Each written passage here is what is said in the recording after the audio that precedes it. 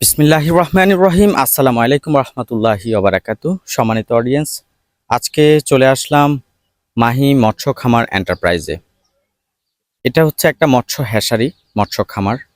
এখানে বিভিন্ন প্রজাতির মাছ পাওয়া যায়। নদীর মাছ, দেশীয় মাছ।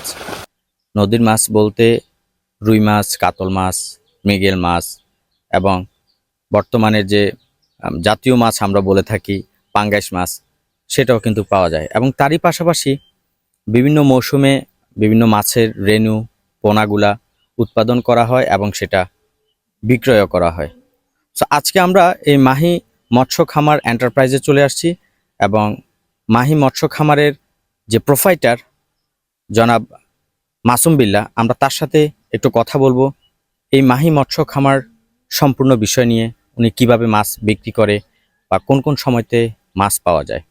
আসসালামু আলাইকুম রহমতুল্লাহ। ওয়ালাইকুম আসসালাম রহমতুল্লাহ। আমরা আজকে আপনার এই মাহি মৎস্য খামার এন্টারপ্রাইজে এসেছি মূলত আপনার থেকে একটা জিনিস জানার জন্য যে যারা মাছ চাষ করে বা যারা মাছের রেণু বা বড় মাছ ক্রয় করে, তাদের উদ্দেশ্যে আপনি একটু ধারণা দিবেন যে আপনার এখান থেকে কি কি মাছ তারা নিতে পারে। হ্যাঁ, আমার এখান থেকে আমি আসলে মানুষ অনেকে চাষ করে ছোট মাছের বীজ থেকে চাষ করলে মাছটা ভালো হয় না। আমার এখানে আমি পদ্মা নদীর থেকে পোনা আনি, রেণু আনি ওখান থেকে মাছ একটু সাইজ করে পরে সেল দিই আর কি।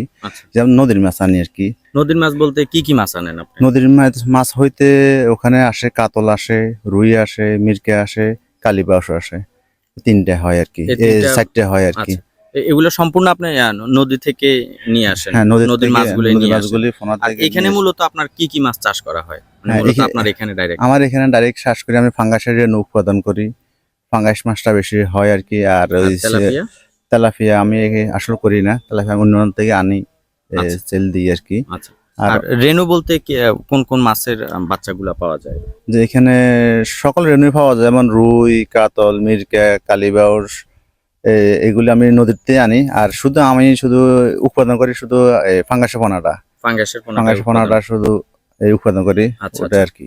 তো এই যে মৎস্য খামারটা, এটার আসলে এখান থেকে মানুষজন দূর দূরান্ত থেকে যদি আসে, সেক্ষেত্রে এই ভিডিওটা দেখে যদি আসে, সেক্ষেত্রে আপনি তাদেরকে কিছুটা ছাড় দিবেন কিনা? হ্যাঁ, ইনশাল্লাহ, অবশ্যই। যেহেতু তুমি আসছো, অবশ্যই ছাড় দেবো, অবশ্যই। আচ্ছা, অসংখ্য ধন্যবাদ। ভিডিওটা দেখে যে সকল মৎস্য হ্যাচারি বা মৎস্য খামার বা মাছ যারা চাষ করেন, তারা যদি ভিডিওটা দেখে যদি এই মাহি এন্টারপ্রাইজ মৎস্য খামারে যদি আসেন এবং মাসুম বিল্লাহ ভাইয়ের সাথে যদি আপনারা যোগাযোগ করেন, অবশ্যই কিছুটা হলেও আপনাদেরকে ছাড় দেওয়া হবে।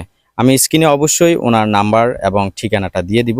আর প্রিয় ভাই, এই খামারের ঠিকানাটা একটু বলে দিবেন যে যাতে আপনার যে সকল কাস্টমার আছে তারা যাতে আসতে সহজ হয়। যে এখানে আসলে কুমিল্লাতে আসলে কুমিল্লা থেকে আসতে হবে লাকসাম থেকে আসতে হবে। দুইভাবে আসা যায়, একটা হলে খিলা বাজার থেকেও আসা যায় অথবা হাসিয়া বাজার হয়েও আসা যায়।